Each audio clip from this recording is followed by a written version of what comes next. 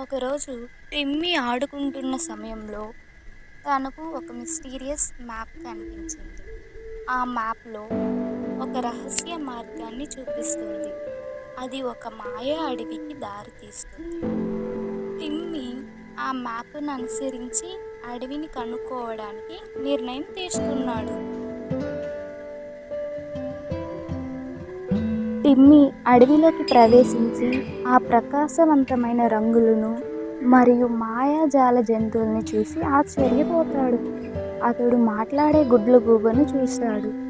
ఆ గుడ్లగూబ పేరు Luna. Luna అడవిలో సమస్య ఉందని టిమ్మీకి చెప్తుంది. టిమ్మీని సాయం చేయమని కోరుకుంటుంది. ఆ అడవిలో మాట్లాడే కోతి ఉంది. ఆ కోతి పేరు మ్యాక్స్.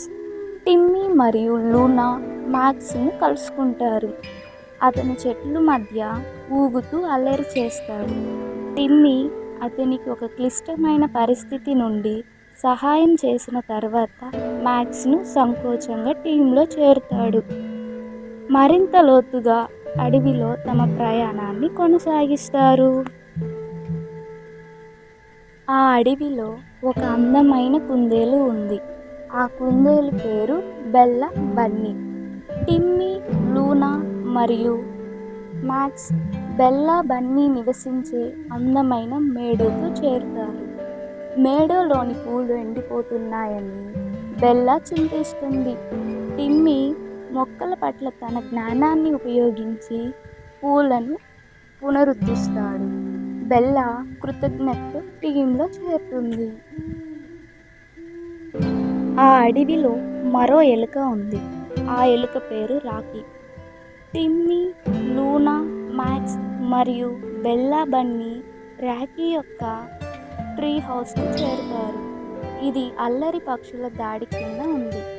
టిమ్మీ పక్షులను హాని లేకుండా భయపెట్టడానికి ఒక పథకాన్ని రూపొందిస్తాడు. రాకీ ఆశ్చర్యపోయి టీంలో చేరుతాడు. ఆ అడవికి రాజు king Leo. Timmy, Max, Bella Bunny మరియు రాకీ కలిసి కింగ్ లియో యొక్క కోటకు బయలుదేరారు. వారు నది దాటడం మరియు ఒక మేఘ్ను నావిగేట్ చేయడం వంటి వివిధ సవాళ్లను ఎదుర్కొంటారు. టిమ్మీ ధైర్యంతో మరియు టీం వర్క్తో ప్రతి అడ్డంకిని అధిగమిస్తాడు. చివరకు అందరూ కలిసి కింగ్ లియోను కలుసుకుంటారు. కింగ్ లియో అడవి మాయాజాలం క్షీణిస్తుందని వివరించడంతో టిమ్మీ కేవలం క్రిస్టల్ ఆఫ్ లైట్ను కనుక్కోవడం మాత్రమే మాయాజాలాన్ని పునరుద్ధరిస్తుందని తెలుసుకుంటాడు. అందరూ కలిసి క్రిస్టల్ ఆఫ్ లైట్ కోసం తన క్వెస్ట్ను ప్రారంభిస్తారు.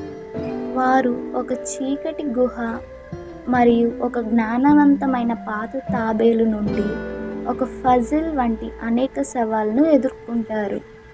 టిమ్మీ యొక్క పట్టుదల మరియు బృందం యొక్క మద్దతు వారికి విజయాన్ని సాధించడానికి సహాయపడుతుంది.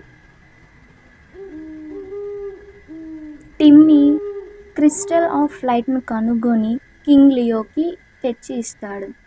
అడవి పాత వైభవానికి పునరుద్ధరించబడింది మరియు జంతువులు సంబరాలు చేసుకుంటున్నారు. కింగ్ లియో టిమ్మీ మరియు అతని స్నేహితులకు వారి ధైర్యం మరియు దయ కోసం కృతజ్ఞతలు తెలుపుతాడు. టిమ్మీ తన కొత్త స్నేహితులకు వీడ్కోలు చెప్తాడు మరియు లూనా సహాయంతో ఇంటికి చేరుతాడు. అతను తన సాహసానికి మరియు టీం వర్క్ మరియు ఇతరులు సహాయం చేయడానికి ప్రాముఖ్యతను ప్రతిబింబిస్తాడు. వెలిగే మ్యాప్ మాయమవుతుంది, కానీ టిమ్మీకి ఎల్లప్పుడూ ఆ జ్ఞాపకాలు ఉంటాయని తెలుసు. ఈ కథలో నీతి: ఏదైనా సవాలును ఎదుర్కొనేందుకు జట్టుగా పనిచేయడం మరి దయగుణం అత్యంత ముఖ్యమైనవి. మొత్తం సాహసంలో టిమ్మీ మరియు అతని కొత్త స్నేహితులు కలిసి పనిచేస్తారు. ఒకరినొకరు సపోర్ట్ చేస్తారు మరియు వారి ప్రత్యేకతలతో సమస్యలను పరిష్కరించారు మరియు అవసరమైన వారికి సహాయం చేశారు. వారి సహకారం మరియు కరుణ వనంలో మాయాజాలాన్ని పునరుద్ధరిస్తుంది. గొప్ప విషయాలను సాధించడంలో సహకారం మరియు జాలి యొక్క ప్రాముఖ్యతను ప్రదర్శిస్తుంది.